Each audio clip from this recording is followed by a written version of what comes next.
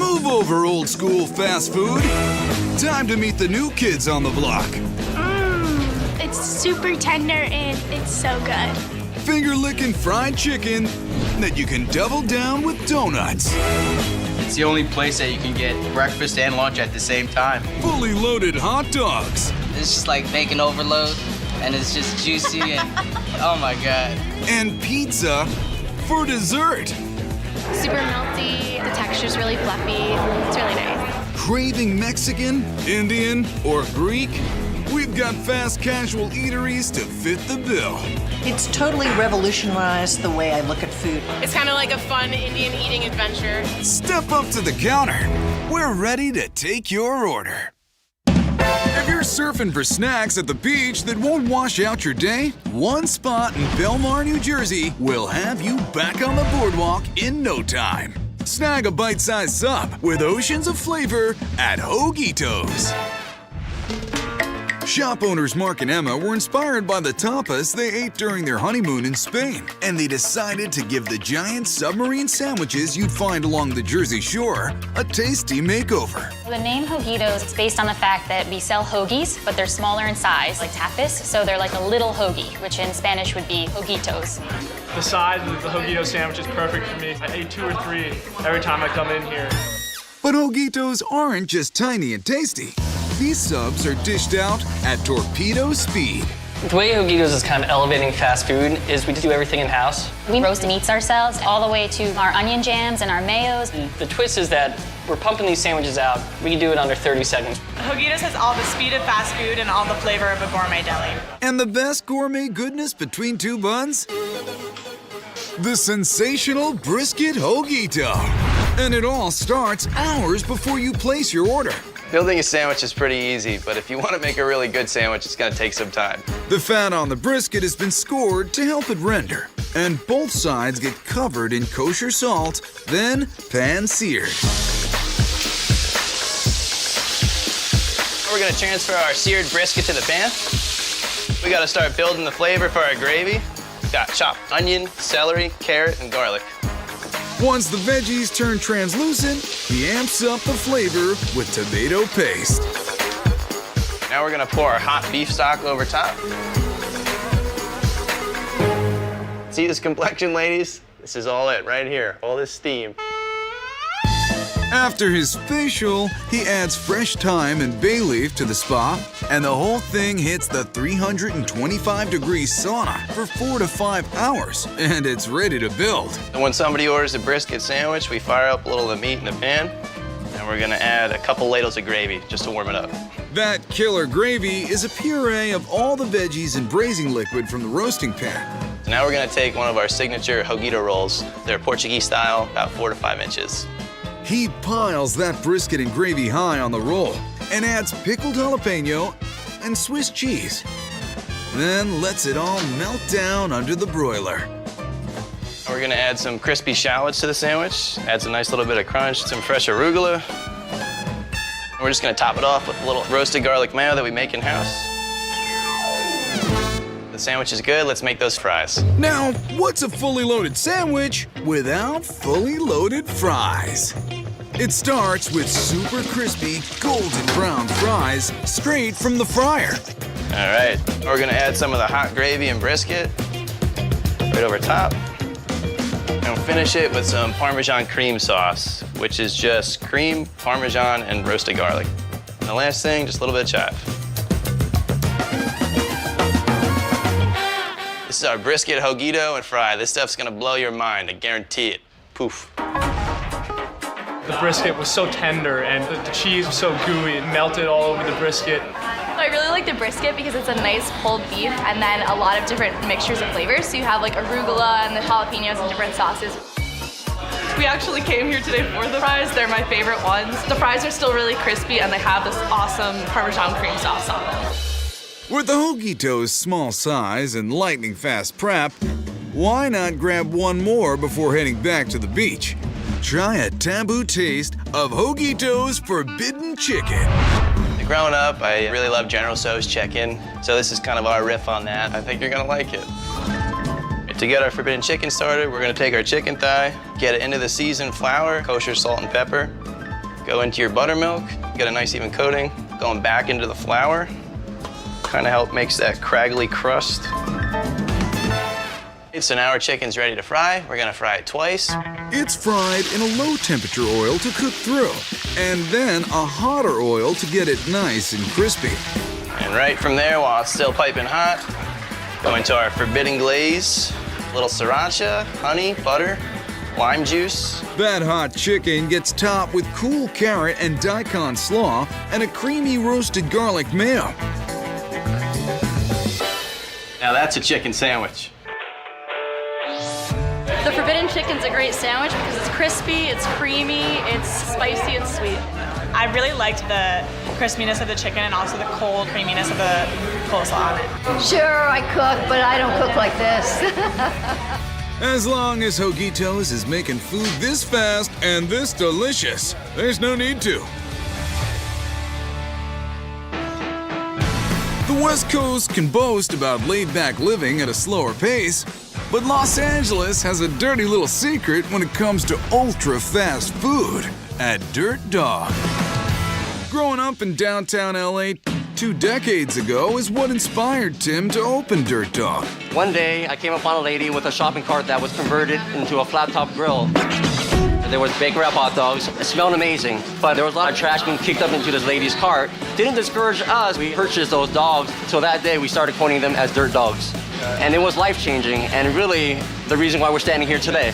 Tim kept the name, but cleaned up the act with a squeaky clean kitchen and super fast service. I love Dirt Dogs. It's just a very unique hot dog. You don't see this on a street hot dog. I don't consider it fast food, especially how good it is. It should be in a restaurant. Head chef Roberto dishes out 500 dogs a day. And the one mess that's dressed to impress is the dirty chili dog with filthy fries. This beast gets barking with house-made chili. Our chili's like a Texas-style chili. Roberto starts the chili by cooking white onions and garlic. These onions are looking good, actually. He sprinkles in fresh cilantro and a blend of black and cayenne peppers, cumin, smoked paprika, and salt. Next, it's time for some ground beef.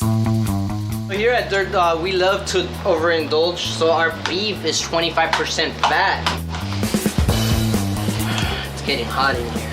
Pureed tomatoes join the party, and while the chili simmers, Chef Roberto unleashes 100% beef hot dogs wrapped up in 100% bacon. That's 200% meat magic, if my math is right. I like using the pretzel bun for the dirty chili dog. Holds up to the chili. The pretzel buns get buttered on both sides and toasted. So now that our dogs are ready, we're gonna drop our fries. We're gonna put some of our chili in here. It wouldn't be a chili cheese dog without some cheddar. How good does that look with that cilantro? Roberto seasons the hot fries with salt, chili powder, cayenne, and lime powder. What makes our fries filthy is our cheese sauce. The house-made cheese sauce is a luscious cheddar bechamel. Yeah, baby. Step number 2 of getting filthy would be our guac. Life is about moderation. You call that moderation? It's moderate, you know? You got the healthy fats, the good fats, the bad fats, you know, all sorts of fats. For even more moderation, he adds chipotle aioli, cotija cheese, and crunchy bacon bits. Look how filthy that is. Look at that. Now let's get dirty. Guys, one dirty chili dog. It's got a nice little spice to it. The chili really is very meaty, very saucy, and love it. The hot dog is very flavorful, and then the chili just complements it really well. Love cheese on everything. And then you got a little green, so you're healthy. Love the filthy fries. Fries themselves are really crispy, even underneath like all this goodness. And it's real cheesy and delicious. No complaints here. From dirty dogs to filthy fries, Dirty Dog is a deliciously dirty delicacy.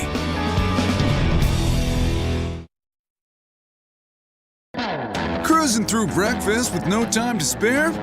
Fly by Philadelphia's Federal Donuts, where the morning rush crashes into lunch. We serve coffee, donuts, and fried chicken. We didn't set out to do chicken and donuts. We set out to do donuts. However, we used to have our meetings at one of our favorite Korean fried chicken places out in North Philly. And it was at one of those meetings that we were like, let's do donuts for breakfast and then chicken for lunch. For somebody that loves food and sweets, this is a perfect spot. You're tired of the cheesesteak thing, come get chicken. And at Federal Donuts, it's all about fast and fresh, even if that means getting up with the roosters. Our day starts about 4 or 5 o'clock. So that donut robot is up and running. So when you come in there at 7 o'clock, donut comes off the conveyor belt right into your hands. Sometimes the donut will beat you to the register. When the doors open, the small shop fills quickly with customers who want to kickstart their day with hot buttermilk cake donuts coated in flavored sugar. On an average day, we make close to 1,000 donuts, and this batch can make about 500 donuts at a time. All their donuts start the way everything in life should start, with a ton of sugar and butter. Once the butter and sugar are creamed, we're gonna add our egg yolks. Sour cream and buttermilk are mixed in for fluffiness and creaminess, and then flour and a spice mix are added. We have baharat in it, which is a Middle Eastern pumpkin pie spice, which sets our donuts apart from others. And now that the donut batter is done, they're ready to be fried up. As soon as a customer places their order, that's when their donut's gonna start being made. The donut batter is dropped into hot oil and cooked on both sides until golden brown. While they're still piping hot, they're ready to be sweetened with some flavored sugar. And this is where batter becomes donut. Our hot fresh donuts get rolled into any one of our 3 house-made sugar blends. For something classic, there's the granulated and brown sugar blend, warmed with cinnamon and nutmeg. And we'll take our donuts piping hot, and we're just gonna shake them up. For something fruity and floral, this hot pink pan is filled with sugar that's been blended with dehydrated strawberries and lavender. Legitimately hot and fresh. Now that's what I call pretty and pink. And our third sugar blend is our cookies and cream. We use chocolate sandwich cookies that we crush up into a fine crumb with some granulated sugar and a pinch of salt. There you go, cookies and cream. And they're really, really delicious. You're gonna wanna keep eating again and again. This is the cinnamon brown sugar donut, and it just came straight out of the fryer, and it was so warm, it's squishing in, and the outside has the perfect amount of cinnamon sugar. Oh, that's amazing. It's like velvety, it melts in your mouth. It's not too sweet. You can definitely taste the lavender. It's creamy on the inside, it's crunchy on the outside, and then you get an additional crunch from the cookies and cream. I'm excited to eat it. After you munch your way through morning, circle back for lunch when it's time to make the donuts alongside crispy Korean-style fried chicken. We go through about 4,000 pounds of chicken a week. We dry cure our chicken with a mixture of onion, mustard, and salt, and we let it sit overnight. The chicken is battered in a mixture of cornstarch, flour, salt, and water, and is cooked for 10 minutes at 300 degrees. But that's just to cook the inside. So the first fry is just about finished. When a customer places an order, that's when it's gonna get fried for the second time. This time the oil hits 350 degrees, which will create a gorgeous golden brown crust in just 5 minutes. You can get your fried chicken naked or glazed. We're gonna make 2 of our glazes, starting with our honey ginger glaze. He starts with honey, vinegar, and white soy sauce, and then a lot of fresh, pureed ginger. Now that our first glaze is done, we'll move on to our next one, chili garlic. We're gonna start with sugar, cayenne pepper, and water, and we're gonna make a syrup out of it. And that helps it stick to the chicken. Next, we'll add the chili garlic paste, our sherry vinegar, and our white soy sauce. Our chili garlic sauce is done, so let's glaze some chicken.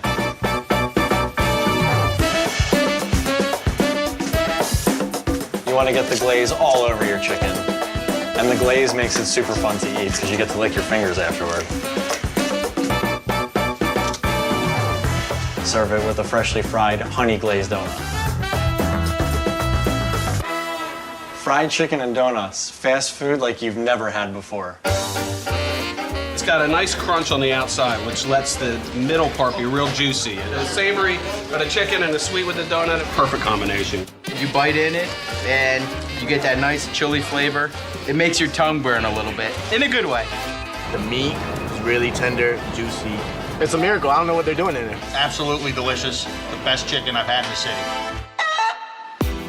Fast, fresh, fried, and lots of fun. What more could you possibly want for breakfast or lunch? You got it here first. You got my opinion, and I'm a very picky eater. If you're in the Bay State, there are donut shops and rotisserie chicken markets on almost every corner. But in Saugus, Massachusetts, the favorite fast food is Kelly's Roast Beef. Kelly's is a family-run business. It was first opened January 3rd, 1951. It actually started out as a hot dog stand, but transitioned into a sandwich shop. As the menu expanded over the years, so did the number of locations. They might serve fast food, but when it comes to service, it's all about treating the customers like family and creating memories to last a lifetime. I started when I was in high school with my friends. We'd try to park as close to Kelly's as we could, kind of check out all the cute guys that worked back there. So it brings back a lot of memories. You eat it, you remember in your mind when you were a kid. It's the greatest. It's like home. Hey folks, how are you today? Well, great. How you doing? Good, thanks. The roast beef? We have some of the best food out there, and we can get it out in a record amount of time. I would consider Kelly's fast food, but it's a casual place you can come eat, and the food is just more quality than any fast food place you would ever go otherwise. We've got no beef against the beloved burger, but you'll want to sink your teeth into this mouth-watering, perfectly sliced roast beef sandwich. I'm just doing a lightly salt and pepper. This is the original recipe for over 60 years. They get seasoned on both sides and head into the convection oven. This is the most exciting part of the day, getting this going. He adds about 2 gallons of water for moisture while they cook. I've been doing this for so long, and it's always the best time of the day, watching these go in. It's really exciting. All right, these are ready to go. In about 3.5 hours, we're gonna have world-famous Kelly's Roast Beef. Here we are, perfectly cooked roast beef. Juices are flowing and they're ready for the sandwiches. While the meat is being sliced, Dan toasts the buttered sesame roll. Some crisp lettuce and fresh tomato slices make the perfect base for the roast beef. This is the perfect slice. Next, we're gonna put on our own barbecue sauce, a nice mild barbecue sauce. We're gonna put some mayo on the top bun, and then we're gonna top it with some American cheese. Here you go, you have our world-famous Kelly's Roast Beef sandwich with our classic French fries. It's very thick, there's a lot of roast beef here. It's just perfect. They always have a perfect medium to mid-well here for the roast beef. And the mayonnaise and cheese combo is fantastic. And I really don't even want to talk to you about it. I want to eat it. When Kelly's first opened, it wasn't their meaty sandwiches that put them on the culinary map. Fried clams was their calling card, and customers are still coming back for this super fast finger food. We have some New England whole belly clams. So we're gonna drop it into our evaporated milk. The clams come out of the milk and dive right into the cornmeal flour. Once all the excess is dusted off, it's dipped into a hot fryer, and after just 1 minute, they're cooked to crunchy perfection. If you're gonna get our clam plate, you gotta have the onion rings to go with it. And we start with some ice cold water. We wanna put them into the flour, but we want to make sure that everything is covered. The onions take a quick dip in ice water so that the next coating of cornmeal flour can stick, creating a delicate, crispy crust around each ring. And from there, they're going into my fryer later for about 3 minutes. Oh, those look amazing. This perfect pair races to the plate with some homemade tartar sauce. Here you go, you got our clam plate along with our world-famous Kelly's onion rings. The seafood is so sweet and delicious, and the batter is amazing, and the onion rings are the bomb. They're meaty, they're juicy, the tartar sauce is nice and sweet and has a little spice and tink to it. Sweet.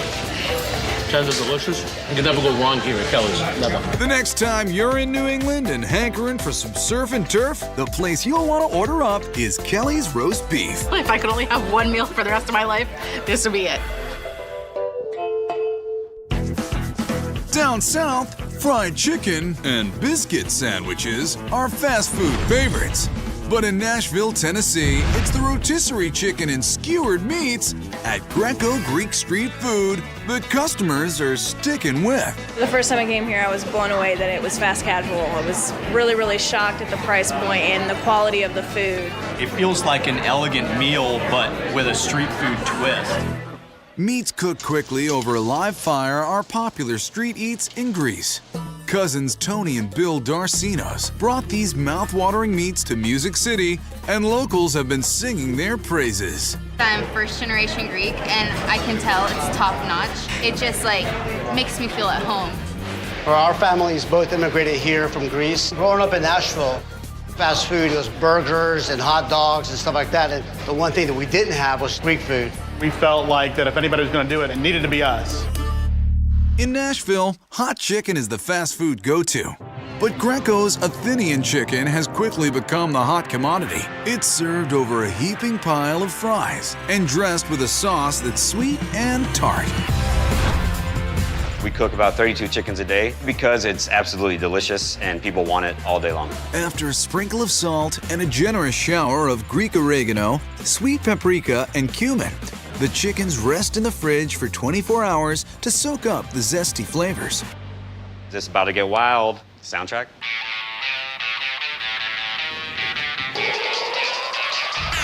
The spice-rubbed chickens are skewered and then spit roasted over scorching hot coals. Time to plate it up. Ordinary fast food fries get an extraordinary Greek makeover with salt, oregano, and grated Greek cheese. The chicken is coated with a honey lemon mustard sauce flecked with fresh parsley. That's one sexy Greek chicken. The honey lemon sauce just makes it very moist when you bite into it. Very Greek. I mean, you can't get anything like this outside of Greece. Greek fries, they're so delicious. I love the seasoning, the cheese that they put on it. The chicken on top of the bed of fries with the cheese and the sauces. It's just a total flavor bomb. The lemon sauce the chicken goes with is absolutely phenomenal. If you're on the go and need something quick and easy, grab their signature beef souvlaki pita. Souvlaki is the cornerstone of the Greek street food. So we had a custom-built grill just for souvlaki. And Sal's favorite meat to put on that grill is a blend of brisket and chuck. Because it makes me happy, and because of the fat content. The cubed beef is seasoned overnight in onion powder, sweet paprika, oregano, mint, and cumin. When you do eat it, it does pop in your mouth, and it gives you a sense of joy that you're on the streets of Athens. Pita is added to the mix for texture, along with raw onions and beer to balance the richness of the beef. There ain't no party without beer. The meat mixture is extruded through a sausage stuffer, creating the perfect souvlaki cylinders around a wooden stick. And there you have your nice little beef souvlaki. So we're just gonna make a couple more so we can fill up the grill. It's real important to have a really hot grill. The heat will automatically pull that beef fat out. When that fat reacts with the hot charcoal, you get this unbelievably smoky flavor that you can't pull off anywhere else. Once the meat and house-made pita are grilled to perfection, Sal builds the souvlaki.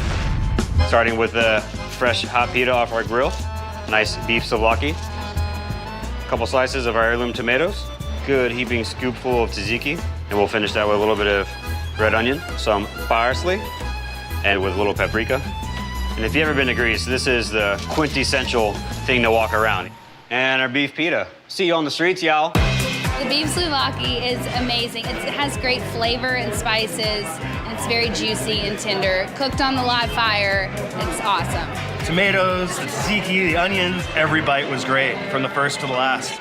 The taste is exactly what I remember, with the olive oil and the rigani, the oregano, the lemon, fired on the grill. So moist, it's perfect for me. When you're craving fresh, authentic flavors and need to get in and out as fast as grease lightning, Greco's Street Food will satisfy all your souvlaki fantasies and chicken delights. The Greek culture is a lot of fun. You feel like you're in Greece when you come in here with the joking and the dancing. It's like a family.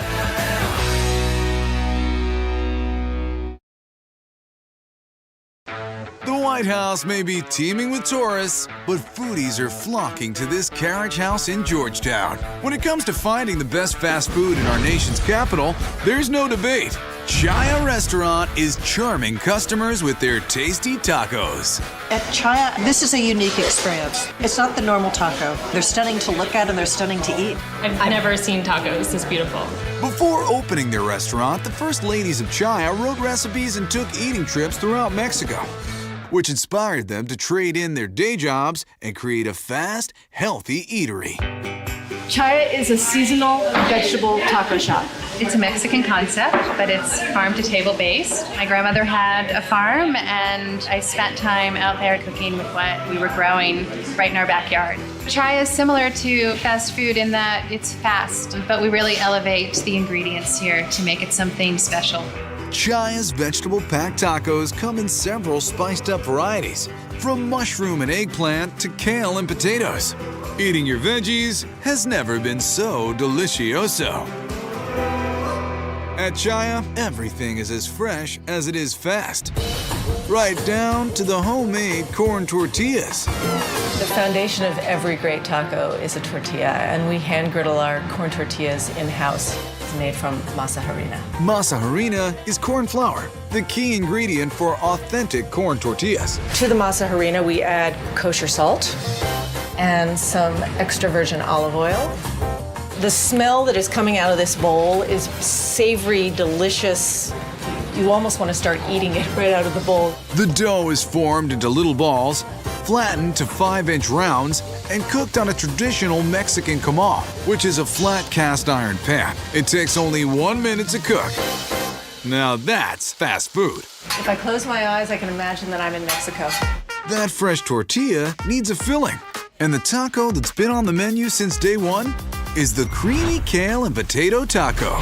We start the taco by roasting red bliss potatoes and seasoning them simply with olive oil and salt.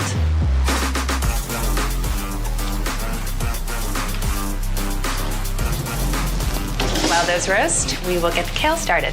The kale is sautéed with extra virgin olive oil, salt, and a lot of garlic. The potatoes are starchy, they're comforting, but yet you have this delicious, healthy kale mixed in. She brings this kale and potato taco to the next level with a creamy poblano sauce. We like to use heavy cream because it's thicker, it adds a little sweetness to the sauce. The mild poblano peppers are roasted, which brings out their fruity flavor. And our third ingredient is the creme fraiche. It's tangy, it's buttery, and it just makes this sauce so delicious. Time to coat our veggies with some ooey gooey cream sauce. Now you can top these tortillas with the creamy kale and potatoes, but let's face it, everything is better when you put an egg on it. They're going down on the tortillas first. The warm fillings go on first, so when the pepper jack cheese joins the party, it gets nice and melty. And then she adds a garnish of pickled red onion for crunch. Then we put on our homemade tomatillo salsa. And then we top all of our tacos with microgreen. These roasted potato and kale tacos will make your day. A fried egg. It's the right amount of yolk mixed with the potatoes and the kale. The pickled onions with the poblano sauce, it's really, really good. I love the corn tortilla too. The softness of the potato with the creaminess of the kale is mind-blowing.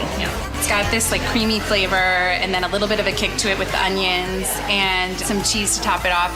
It's one of my favorites.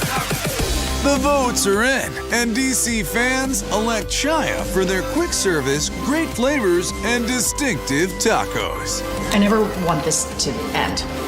No, just keep eating. Yeah, can someone get us another? Pizza, hot dogs, and Italian beef sandwiches are some of Chicago's famous fast foods. But in the West Loop neighborhood, Nonsense, a fast casual Indian eatery, is taking the Windy City by storm. Naan is an Indian flatbread. And what we did was created a pun out of our restaurant. Childhood friends Hiran Patel and Viral Patel wanted to create a restaurant that would celebrate the Indian food they grew up eating in a fun and approachable way. We do everything from scratch. It's authentic Indian flavors, but in a fast casual restaurant.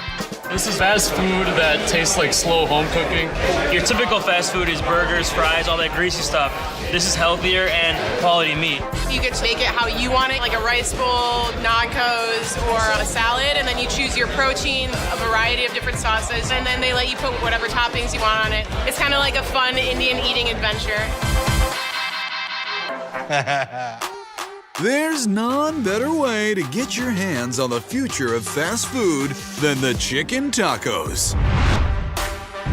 To make our chicken tacos so flavorful, we use a masala marinade. It starts with a mix of olive and canola oils and lemon juice. But the magic behind the masala marinade is the blend of spices. We have cumin, coriander, fennel, bay leaf, cardamom, clove, cinnamon, paprika, and salt to put it all together. You think you got enough in there? I think I have plenty in there. All these spices that will work together, the lemon juice specifically, will help tenderize that chicken. After marinating for 24 hours, that spicy chicken is ready to sizzle on the grill. I can smell that masala, the mixture of spices really coming through here right now. As they cook, Chef Hiran sneaks in more spices. Ground cumin, salt, pepper, and powder made from unripe mangoes for a tart bite. We sure like a lot of spices in Indian food. Check out that crispy golden crust. A splash of lemon water over the chicken to tantalize our taste buds. Yeah, it's working. It looks sexy. Can't you see how sexy it looks? We've got chicken and toppings as far as the eye can see. But wait, we need the naan bread.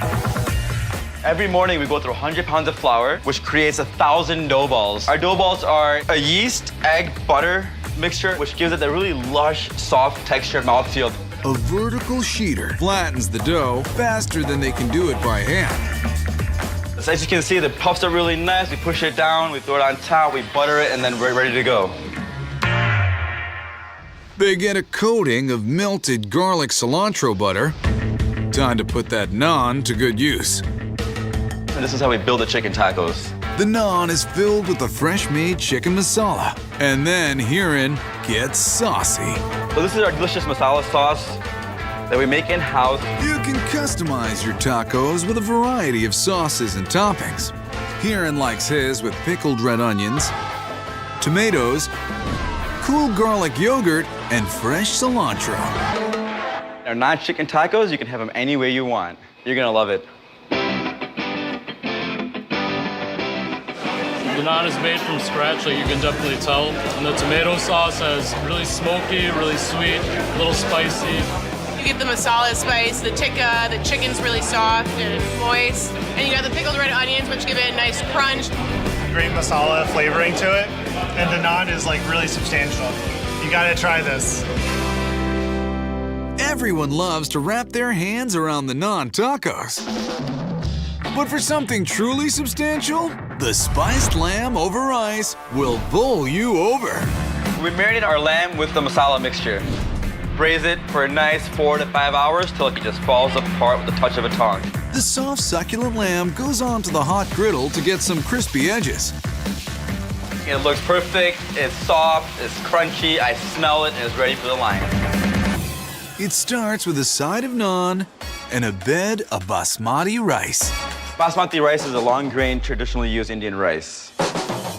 And we'll layer that with some nice shredded boneless leg of lamb. We use a red chili vindaloo sauce. It has a little bit of heat to it, a little bit of acidity to it, so it's kind of like it keeps you wanting to take more and more bites. He tucks in some fresh greens, cubed cucumbers, and shredded cabbage. Top it with a little bit of apple tamarind. Got a little bit of sweet and tart mixed together where it kind of gives really good balance with the heat off of the vindaloo sauce. The bowl is finished off with some fresh cilantro, and it's ready to eat. Melt in your mouth. The Indian sauces combined with the tender meat is just amazing. Definitely the best lamb you can get in Chicago. The lamb, it's really spicy, it's got good texture, so when you take a first bite, it tastes really good. I got the apple tamarind chutney. Really good, tangy, but sweet as well. Best lunch in town, I love it. Looks like everyone is full of nonsense and pretty happy about it. Take the food seriously, but nothing else. Pretty much.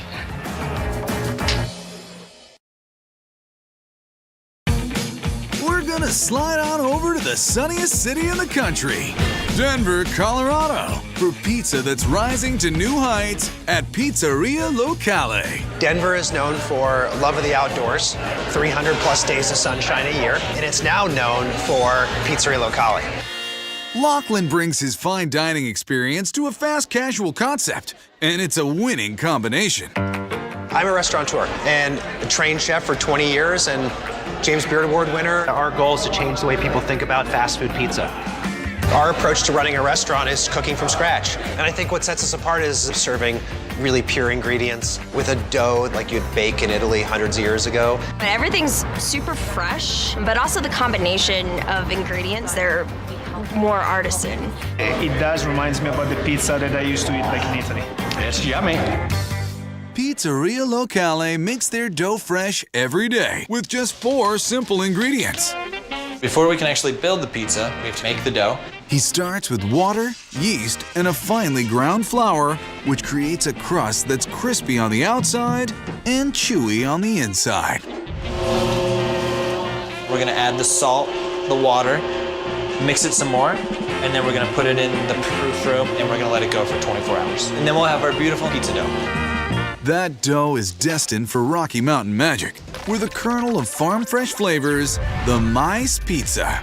Mice is Italian for sweet corn. Along with ham and cheese, this pizza will give you a Rocky Mountain food high. We're gonna start with stretching out one of our dough balls.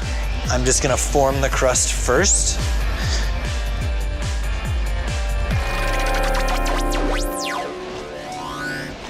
We're gonna start with just a little ring of the creme fraiche on the outside instead of a tomato sauce. Next is gonna be the freshly grated mozzarella, and then after that we'll do the Parmesan cheese, our thinly sliced ham. The thin pieces are important because it actually chars up a little bit when it's in the oven. Then he adds sweet corn that's been roasted with garlic. The pizza is slipped into an 800-degree oven. The revolutionary rotating floor helps cook the pizza evenly in just a couple of minutes. And there you have the Mice Pizza, hot, fast, and delicious. It's like white lightning. This pizza is so cheesy and delicious. Just won't let go. It's got the crispy crust. It's not quite deep dish, not quite New York style. It's got its own spin on it. It encompasses everything that's delicious on a pizza. This is one of my favorite pizzas here. It's a white pie. It has corn. It has some delicious ham. It's super cheesy and it's just amazingly good. You gotta try it. Whether you grab a slice or take down the whole pie, try to save room for dessert. Pizzeria Locale puts a sweet spin on the Italian classic, so be sure to order the chocolate hazelnut pizza. You can find this all over Italy. It's made with the same dough that we use for the regular pizza, but we stretch it and treat it a little differently. And so it's gonna be a really thick, fluffy dough, almost like a pizza dough donut. This is gonna go in the oven just like this. We are gonna bake it a little bit less so that it's less crispy and more fluffy. And wait till you see this thing come out. It is gonna be awesome. We slice it into strips so that you can eat as much as you can as fast as possible. He tops that with chocolate hazelnut from his super sweet machine gun. And then we're gonna finish it with some sifted powdered sugar. And there is our chocolate hazelnut pizza. You've never had anything so delicious. Me being Italian from Naples, pizza's really, really good. The dough is nice and soft, not chewy. It's cooked just right, just like we eat it back home. Wow, that's good. This is actually, it's chocolatey and it's warm. It's really good. It's a good mixture of salty-ish crust and some sweet toppings. The dough's super fluffy, super melty. Tastes like a beignet covered in chocolate.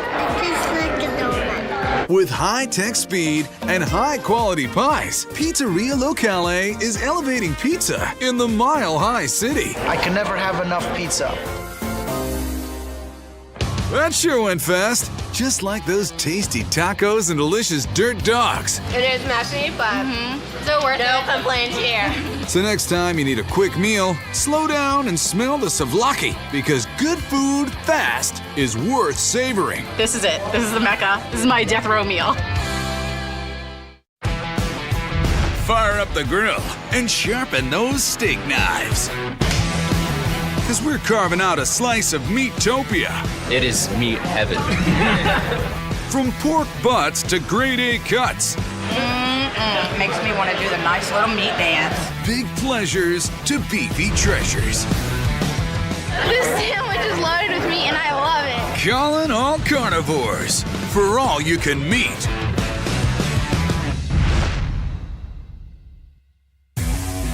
A stone's throw from downtown Pittsburgh, in the small town of Carnegie, you'll find a restaurant packed with Pittsburghers, but their meat of choice is definitely not beef. The reason this is the greatest restaurant ever conceived is because it's dealing exclusively with the greatest meat ever made, bacon. Bacon. It's all about the bacon here. At this all-bacon restaurant, it's either go pig or go home. We have bacon in our omelets, bacon in sandwiches. On a burger, with chicken, with salmon, with shrimp. Can you get a bacon buzz? You sure can. You can drink your bacon at our bar. Quite literally hog heaven.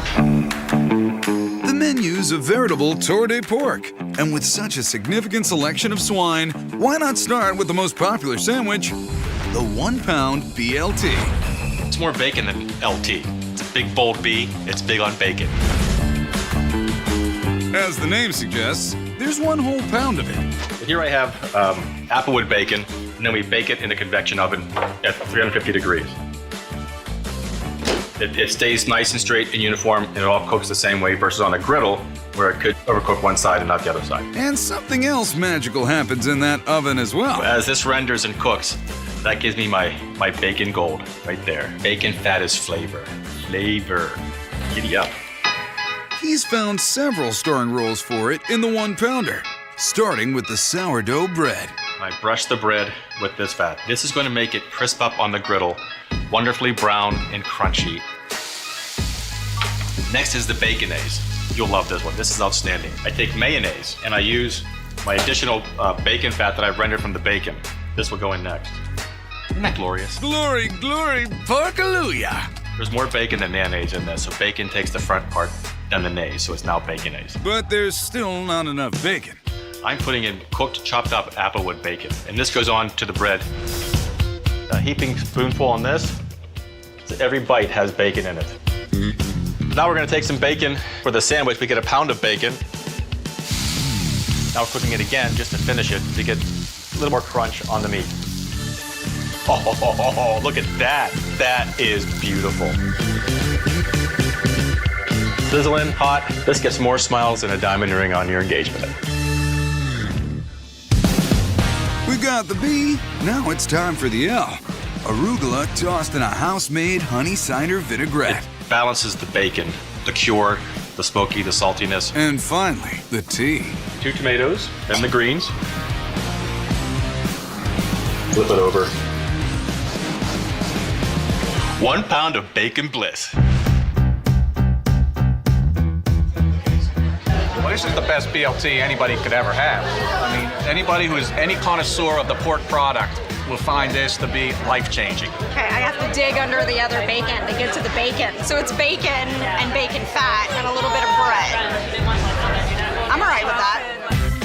The baconaise on my BLT just melts in your mouth. That's the ticket. On your one-way train to Baconville, the next stop is Chicken and Cakes.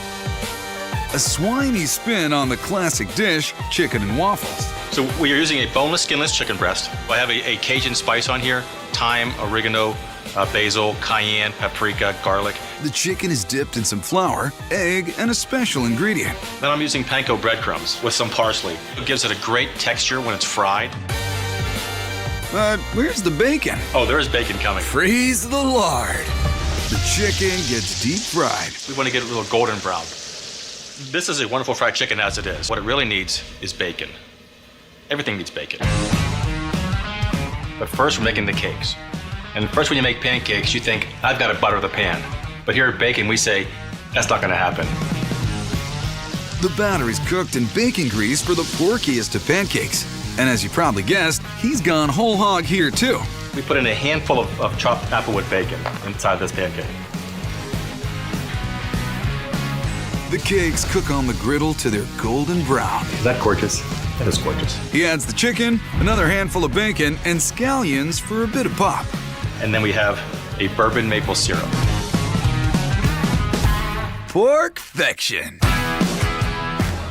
Yeah, the bacon pancake is a pretty great invention as far as I'm concerned. It combines two of my favorite things, a little bit of crunchiness, a little bit of saltiness that complements the sweetness of the breaded chicken. It's a little spicy, works really well with the pancakes. It's delicious. Everybody loves bacon. It tastes like the happiest day when you eat bacon. It's my dream come true.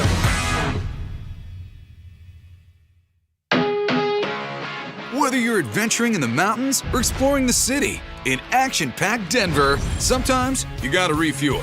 And in nearby Greenwood Village, you'll find the perfect protein pit stop.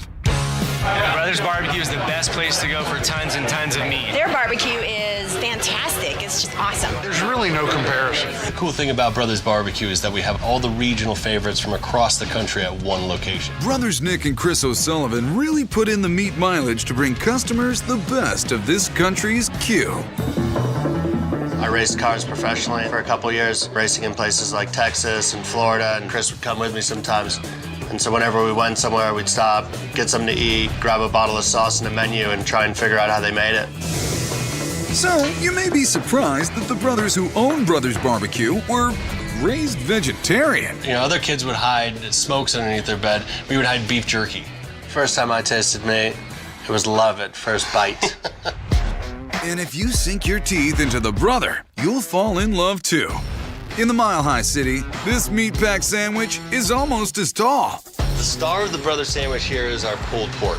And what we season it with is a kosher salt and a coarse black pepper. Super simple, brings out all the flavor of the meat. Let's go, man. Sorry. Yep. Hey. The shoulder gets smoked. We use hickory wood in our smokers. It's not too strong, but gives a really awesome smoky flavor to the meat. The thing will smoke for 12 to 14 hours. It'll come out absolutely gorgeous. Thankfully, the brothers have some smoked meat ready. These are incredible, so tender. While the shoulder rests, Nick takes out a beef and pork hot link. It's a beef and pork smoked spicy link. It's been smoked for a couple hours. It tastes a lot better when you grill them. Gives it a little bit of char. He sauces the sausage with the tomato-based sweet and spicy Texas-style original. Flip them over. You can see they're starting to get a little bit of char. And now for that shoulder. This is fresh out of the smoker. It's pulled and then chopped. The meat is piled mile high. Some creamy coleslaw, and for that crunch, fried onions. No batter, no nothing. We used a pickled jalapeno. Give it a little bit of spice, kick, and flavor. Then not one, but two different kinds of barbecue sauce. We're gonna add a little bit of the tangy vinegar sauce and a little bit of the sweet sauce. That looks awesome. And here we have the world famous brother sandwich. Once you try a brother, you'll never want another. Mmm.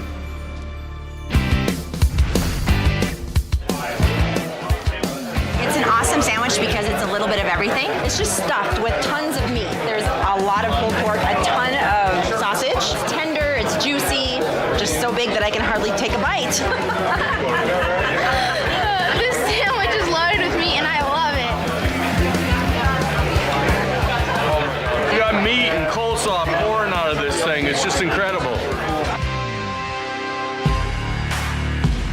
If you want another dreamy dish at Brothers, don't miss the Kansas City-inspired burnt ends. Oh man, these look awesome. This brisket looks perfect. It's got a nice bark on it. It's falling apart already. All right, coming in hot, looking beautiful. But tell me again, what is a burnt end? We have the burn end right here. This is the fatty part of the brisket. It gets a nice burn from when we smoke it, and then we cut the end cap unit off. I'm feeling the burn. After the brisket is rested, the end cap is removed and cubed carefully. We like to cut our burnt ends one by one. That way you get a little bit of the fat, a little bit of the meat, and a little bit of the bark on each one.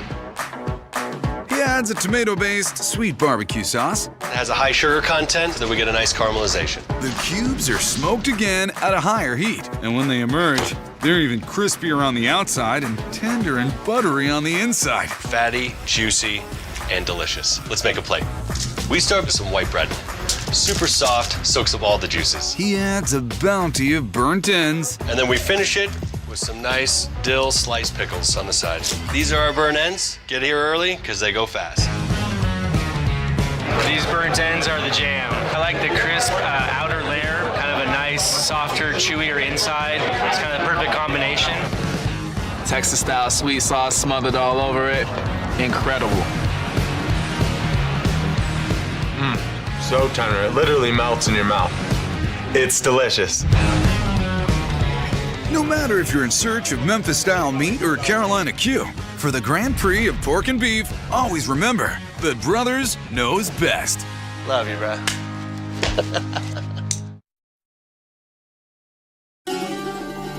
The Greeks built the Parthenon, the Acropolis, and the greatest architectural marvel known to carnivores, the gyro.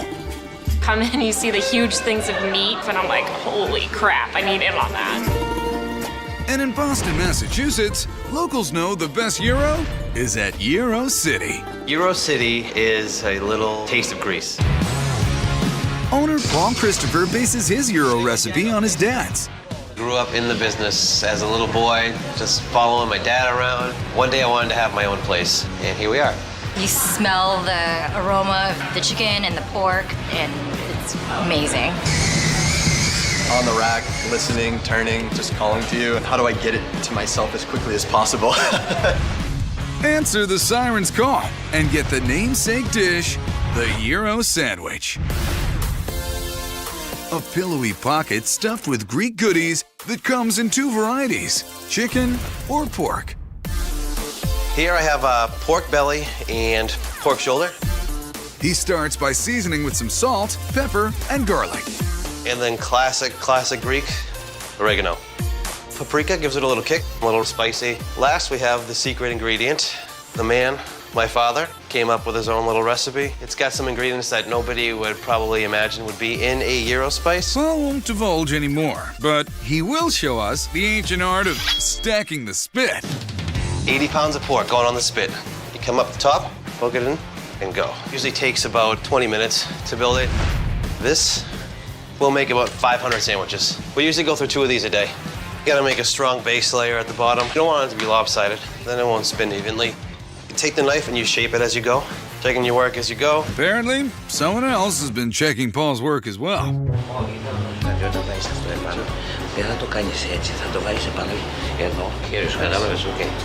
So that was my father, and he kind of stays in the background and then pops his head in every time he sees me doing something wrong. I can feel him watching me. See? Just like I said. It's okay, he got a lot of more to learn. But he's a good boy. He's a special to me. I love you, Paul. Thanks, Dad. Love you too. He's still the boss. All right, she's a beaut. The chicken gyro is prepared similarly. With the chicken gyro, we use thigh meat and leg meat because it's a lot juicier than the breast. With 2 additional ingredients.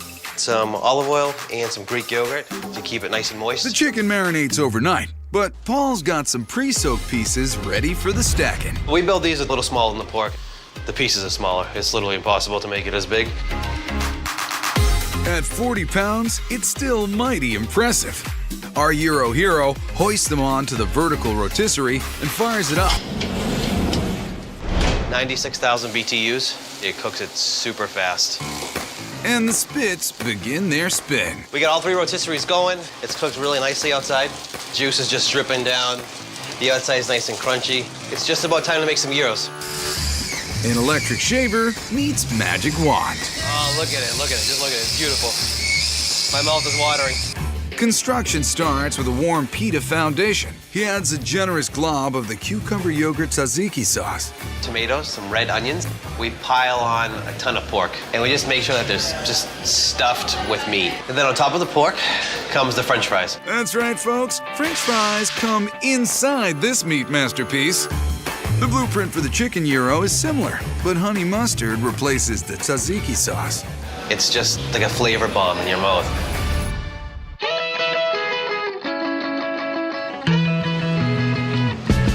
Flavor of the pork was excellent, seasoned really well. Moist. It had a nice char on the outside, so it had a little bit of that caramelization. I like this chicken a lot because it's crispy, but not too crispy, and it's tender. It's like this crazy, perfect balance of everything. Honey mustard sauce gets in there, and you've got these crazy French fries on the top, and you put it in an amazing sandwich, and it's perfect. They're doing magical stuff here at Gyro City. Being a first generation Greek myself, I don't get to experience, mom and dad's home cooking a whole lot. So when I want to, I come here. If you're gonna come here, you're gonna get a perfect meal. Πολύ νόστιμο. It's Greek to me, but to the customers, it's delicious.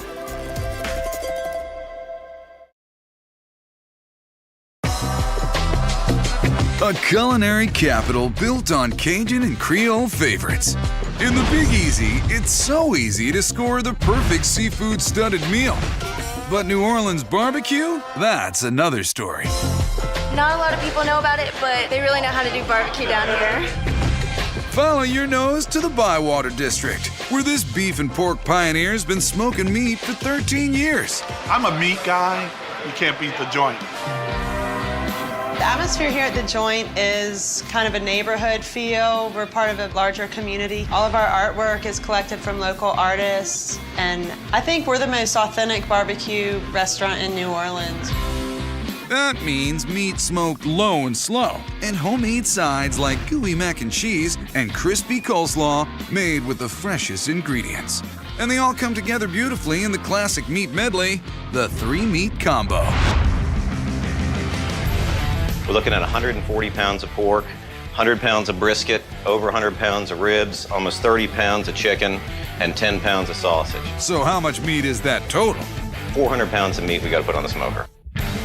And Pete doesn't hide that meat with sauce. Our style of barbecue is dry rub, sauce on the side. So you gotta get your rub just right. The rib sprinkle is turbinado sugar, black pepper, salt, paprika, granulated garlic, and chili powder. The same rub goes on the chicken. This rub is gonna be beautifully sweet and spicy. The meat menu also includes that barbecue workhorse, the mighty brisket. And this is a simple rub. It's just kosher salt and fresh ground black pepper. This is gonna form just a real simple crust on there, and it's perfect on beef. We got a lot of meat, we got to load on the smoker. And what a smoker it is. This is our custom rotisserie smoker. It's got 7 racks that allow the meat to move around. Everything gets cooked perfectly. We're gonna load these briskets on. They're gonna cook at about 250 degrees. Doesn't overcook the outside, gets the inside nice and tender. Pete continues with a parade of pork shoulder and ribs. There's gonna be some chew to these when they're done. We're gonna be able to break them by hand. Then tosses on some sausage and chicken. Chicken's only gonna take about 3 hours on there. It's gonna be extremely juicy when it comes off. All right, we're gonna go ahead and close this up now. Let the meat start cooking and send the smoke down the street. Let people know to come in for lunch. The brisket and pork shoulder take 12 hours to spin to smoky perfection, but oh, it is worth it. All the meats are getting nice and dark and developing a nice crust. It's gonna be a good day for barbecue. And to tell if it's really done, Pete uses the jiggle test. When it's raw, it's real loose like this, and then if it cooks for a while, it gets real tight, and then when it's done, it loosens back up. That's how you know. Time to get it off the smoker and give it to the people. For the 3-meat combo, you pick the triple threat of your choosing. Or stick with what's most popular, brisket, ribs, and sausage. The brisket is tender, and you see that fat cap just letting out the juice. Ribs have a beautiful pink smoke ring. Sausage has great snap today. Don't forget your favorite two sides. Little baked beans, macaroni and cheese. If you're hungry, 3-meat combo is the way to go. This is the brisket. If you look at it, it's like super tender. You can pull it apart and it snaps just like that. It's delicious. Fold it like a taco, and you just got to dig in. The ribs, very tender and delicious. Your teeth go right through it. Just melts in your mouth. I love meat. Gotta have it. It's like meat-flavored butter. I'm in hog heaven. If you want to get in line for some more smoky swine, there's the pulled pork sandwich, made from the shoulder peat smoked for half a day. We're gonna chop it. Gets tender, it's moist, beautiful smoke ring in there. Perfect. The rich, fatty meat gets cut by a tangy homemade coleslaw. Cabbage, carrot, red onion, and an apple cider vinegar dressing. Just want to mix all the vegetables together and get it coated evenly with the dressing. It's going to be cool, crisp, and spicy, and it's going to be the perfect match for the pulled pork. Start with a toasted white bread bun, add a smoky mountain of pulled pork, and top with coleslaw, finish it with some pickles. The pulled pork is my favorite. Really tender. The coleslaw is a really nice crunch. It's sweet. It's delicious. Makes me want to do the nice little meat dance. I've been chasing barbecue all over the country. This is the absolute best. Whether you're hankering for hog or begging for beef, when you're in New Orleans, The Joint is your jam.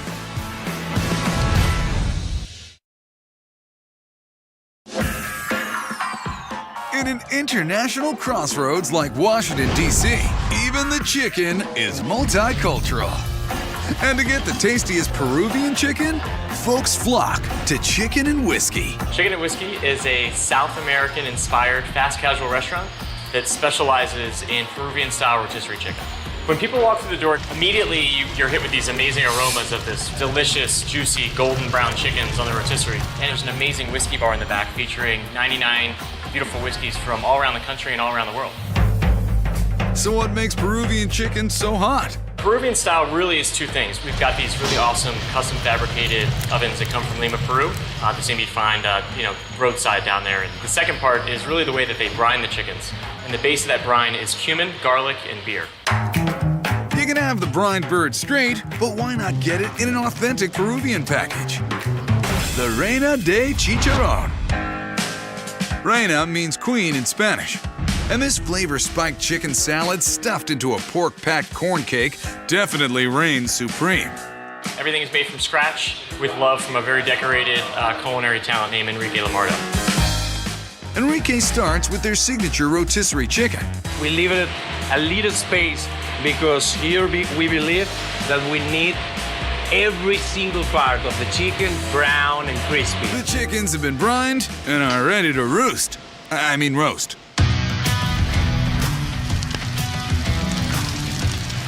Goes like this, and that's it. That's beautiful. And then start rolling. They spin around and they trip all over for about 1 hour, so it's slow roasted. We are just using natural wood charcoal. While the roosters are roasting, Enrique attends to the queen's buns. They're called arepas. An arepa is the perfect bread. It's made from corn flour and it's like a patty. And this isn't just any patty, it's a pork patty. We use chicharrón, that is a pork crackling. The chicharrón gets blended with water, sugar, salt, and white corn flour until it forms a dough. My grandmother taught me how to make arepas. Probably is the first thing that every Venezuelan do with their hands. We make a round, perfectly beautiful shape.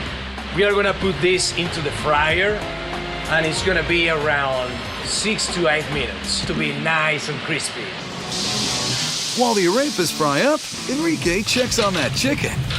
Oh my God, you have to see this. This is so sexy and delicious. They are perfectly brown and crispy chickens. That's beautiful. Enrique shreds the chicken to use as the base for his chicken salad. One of the most important things in this chicken is the skin, because it has a lot of flavor. Well, I prefer dark meat because it's more juicy and the fattiness is beautiful. He mixes it with mayonnaise, fresh avocado, and cilantro. Look at that. Nice, creamy, delicioso. Then it's arepa time. They look fantastic. Make like a pocket. Stuffed with this salad. Oh, really beautiful. You gotta try this. The chicharron in the dough is a really interesting addition. It adds a ton of flavor and it's just unexpected. Just really juicy with the chicken and avocado, the cilantro, and it's just fantastic. I could taste the love and the time. This place is the bomb. There you go. For explosive flavors and some sizzling pollo, take a shot at Chicken and Whiskey. Smack dab in the middle of the American barbecue belt in Atlanta, some of the best tasting meat has a distinctly Asian flair. This is barbecue with a K, Korean style. We're different than other traditional American barbecue restaurants. We process and cut the meat and marinate it. It's up to you, the diner, to actually cook it the rest of the way. You heard the man right. At Char, you cook your own Q. And forget low and slow. Korean barbecue is all about fast and furious. All our tables are actually constructed with a grill in the middle, so all the guests can actually interact with it. Everybody feels like they're a chef, so it gives them that special feeling that they're part of the meal, they're part of the experience. But then you have some others that are just inexperienced and just don't want to do it, and they're just like, hey guys, can you go ahead and cook it for us? And it's our pleasure to take care of it for you guys as well. Usually after about 30 seconds of us helping them out, they really knock our hands out and then they decide to do it themselves. So it's fun. Put on your chef's hat and fire up the grilled meat combo. Mike sets to work slicing for the grilled meat combo, starting with the short rib. Everybody loves short rib. The marbling is fantastic. You get so much flavor out of it. Fat is where the flavor is. What Koreans do is to actually slice it thin because we want you to be able to cook it very quickly. The short rib gets a soy-based marinade, but many of the meats get nothing more than a simple slice and serve, like the flank steak. We do not marinate this cut actually because we always get high quality beef. And the cavalcade of cuts keep coming. There's brisket, the Korean favorite bulgogi, pork belly, and pork jowl. This platter will come out to your table raw, just like this, and it's up to you to choose your own adventure meal. But if you do need a roadmap, the staff are more than happy to show you the way. So we're actually gonna go for the flank. The meat is really thin. It doesn't require a lot of time at all. Anywhere between 30 to 45 seconds on each side. I'm just looking for a little bit of browning, caramelization. The worst thing to do is actually to turn it too early, other than burning it. The beauty about this is that you can cook it to whatever temperature you prefer. Yeah, those marks are what we're looking for. That's all flavor right there. If you did it right, you should see some char. And it's not rocket science. Meat, fire, pretty caveman. Richard selects his favorite parts of the spread and rolls them into a lettuce wrap. Jalapeno, a piece of garlic. I'd say probably the short rib right here. A little bit of this sauce, a bit of sesame oil. Nice little drip. And right in his mouth. Communal dining at its finest. You see it start to cook and you're flipping it and doing it yourself. It's like a fun experience. It caters to each person at the table how they want to cook their specific meats for their meal. Yeah, that's a fire. I didn't actually know when I first ate this that it was the cheek of the pork. That kind of took me by surprise, but I have to say, this is the most flavorful pork that I've ever had. The bulgogi is my favorite meat. It's a really tender filet. It's got a little bit of a tang to it. It's amazing. It's fun. You get to cook it yourself. It's like interactive. Like it's a whole experience. If you want to know a little more about where your food came from at Char, just look around. Local artist Brandon Sadler tells an ancient tale. There's a central character that's based on mythological creatures, a nine-tailed fox. That fox can turn into this woman. In ancient times, she was sought after to cook this food, and then an offering kind of like traveled through time and manifests itself into like the contemporary food that you guys eat when you come to the restaurant. And the crispiest of those mythological offerings is the Korean fried chicken. The chicken gets dunked in a simple marinade of dark soy sauce, onion, and garlic before it hits the batter. The batter is a combination of rice flour, cornstarch, and water. We also use a little salt and pepper. We actually double fry the wings. The first fry at a lower temperature at 335 is to actually cook the chicken all the way through. You can see after the first fry that a crust has kind of formed on there. The chicken cools for a bit as Mike cranks up the heat. Just 3 minutes to Crispy Town. It's a nice, beautiful mahogany color, and that's what we're looking for on the second fry. And you actually get little cracks in the skin, and that's what's gonna hold the sauce. This is actually a secret sauce. We do use a little bit of pineapple habanero, but that's all I'm gonna tell you.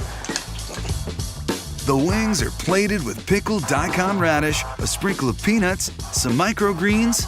And here is actually a unique ingredient. It's Korean dried chili threads, a little bit of saltiness and spice to the dish as well. The best fried chicken you're gonna find in Atlanta. Absolutely fantastic.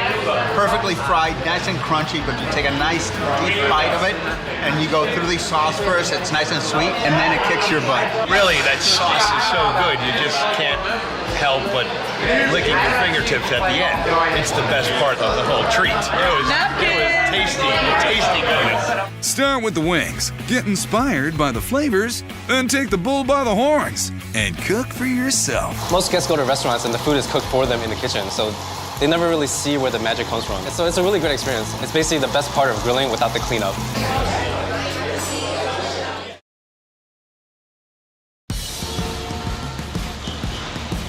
In New York City, you can pretty much get any kind of food you want. But for a meat medley in the heart of the theater district, you'll find an all-you-can-eat carnivorous carnival at Churrascaria Plataforma. All right, folks, here we have pork ribs, sausage, chicken, flank steak, prime rib.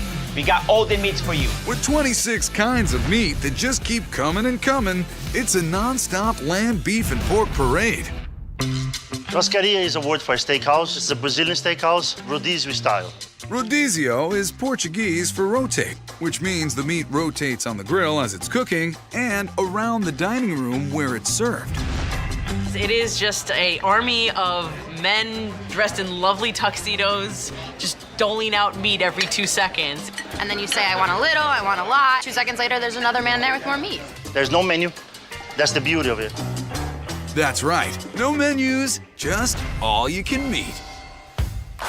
Master carver Sandro Ferenzi is the overseer of all things meat, and Vosge Aguilar is the master butcher. He knows every part of the cow with his eyes closed. First up, sirloin. So he's gonna cut it in pieces, trim a little bit of the fat off. Sirloin steak, it's a very flavorful meat. You know, the texture is very, very tender.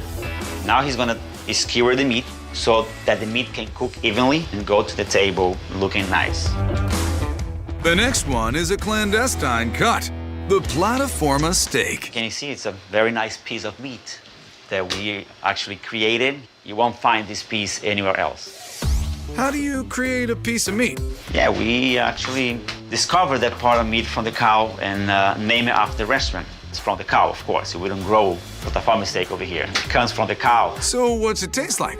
I mean, the difference you feel when you eat it. You know, the texture, it's very flavorful and tender. Sure you don't want to cut us in on what part of the cow this is? Just between me and the butcher. Yeah, we don't tell anybody else. The duo also preps pork ribs, chicken, filet mignon wrapped in bacon, and leg of lamb. So to cook all this meat, you didn't expect a normal grill, did you? It's about 25 feet long. Most apartments in New York City, they're not as big as that one. The grill we have here, it came from Brazil especially for us. We use water at the bottom. Why we do this is because we want the grease of the fat of the meat to drip on the water so it does not create any smoke. We want them to taste the real flavor of the meat. That's the same reason many of the meats go onto the grill with just a sprinkle of salt. When the salt is on the meat, on the grill, it hits up, penetrates on the meat, and helps to bring the flavor out of the meat. Let's start with the beef ribs, short ribs.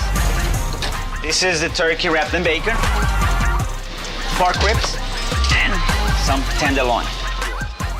The giant grill can cook 126 skewers simultaneously.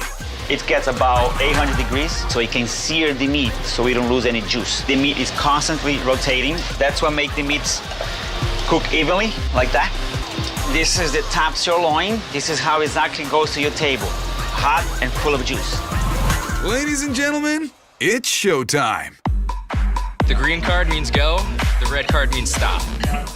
So I keep it always on go. I like the ribeye. Top sirloin is a personal favorite. Seasoned well. It was perfectly cut, perfectly cooked, so it was great. It's been like meat nonstop. All the steak that we've had, it's been very rich, very flavorful, very seasoned, very juicy. Everything's been delicious. I've tried the flank steak, tried the filet, tried the prime rib. I think I'm actually meat sweating right now. I went light on the salad bars to make sure, I had room for the meat. This is round, 7 or 8 for me right now. Never had anything like the plataforma steak before. It was juicy, thick, perfectly, medium rare. It was delicious. The meat keeps coming as long as this is green, and I haven't been kicked out, so this is pretty much a dream come true. And the show can go on as long as you like. We have people staying here about 10 hours. I've seen it. Once you come in here, you can have everything. There's nothing to compare to this. So keep your chip on green and get your fill of the best cuts Brazil has to offer. And then get just a little bit more. Can I get some more? Can I get some more?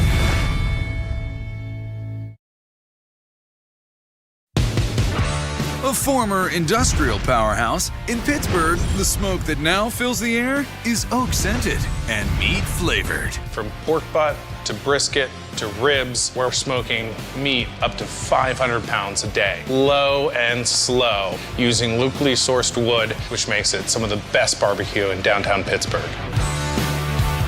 But at this Steel City Smokehouse, the fanciest meat dish is actually found in a tin can. That's right. Some of our best meat is served right out of a can. Pop open the restaurant's namesake dish, pork and beans. A fancy spin on this humble dish, Chef Keith Fuller's version features 6 kinds of pork and 5 kinds of beans. He starts by searing some pork shoulder. We're caramelizing the sugars of the pork. It's gonna add that meaty sweetness. This right here is what you want. This is a nice golden brown sear. It's adding flavor and texture. Phase 1 of pork is complete. But there's so much more pork to come. So this bacon right here is gonna add in a smoky, cured pork flavor. Now for some vegetables, because I guess we have to have them sometimes. Celery, carrots, and onions, and we're gonna be caramelizing that. And you can start to smell the aromatics, you can smell the sweetness. Some wine ensures he gets all the swine. It's gonna pick up the caramelized pieces that are stuck to the pan. Then it's bean time. We're using 5 different types of beans for flavor, texture, and pork and beans, you can't just have one type of bean in a pork and beans dish. But before we stray too far down Bean Boulevard, Keith puts the pork shoulder back in. Right now, the beans are absorbing some of the pork flavor. Then add some liquid pork. We're adding this pork stock in, refortifying all those flavors that are in this dish, and basically we're making this into a nice hearty stew. It's enhanced with crushed tomatoes, fresh oregano and thyme, dried basil, and some chili flakes. Then, a pork present. Of course, we're adding more pork to the pork and beans dish. We're gonna make a sachet.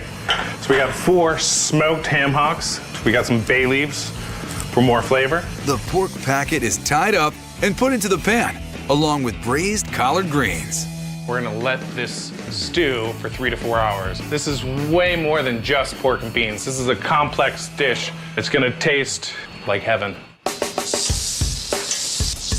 To plate the dish, Keith gets fancy with seared pork belly, confit carrots, grilled bread with a whole grain mustard butter, and for that crispy crunch, a sprinkle of pork lardon streusel. Texture, flavor, crunchiness, We're gonna fill this with our pork and bean mixture. The wow factor's added in because they get this beautiful dish, and then we slop it on top, which makes it trashy chic. Nice. Oh my God. When the pork and beans was poured in front of me, I was looking forward to digging in. It's very much a surprise having a meal brought out to you and you have a can that looks like you just came away from camping someplace. It's just awesome comfort food. All the different pork products definitely make me a happy man. The collard greens, they give it a nice texture, and all the carrots and the different beans, it's perfect. It's just like this warm stew. It just makes you feel like you're like right back at home. This is heaven. Whether you want it down and dirty or classically prepared, the best meat in Pittsburgh is at Pork and Beans. We said hello to the most succulent steaks and choicest chops in this ultimate meet and greet. So to satisfy your carnivorous cravings, make the pilgrimage to these meat meccas. Your stomach will thank you.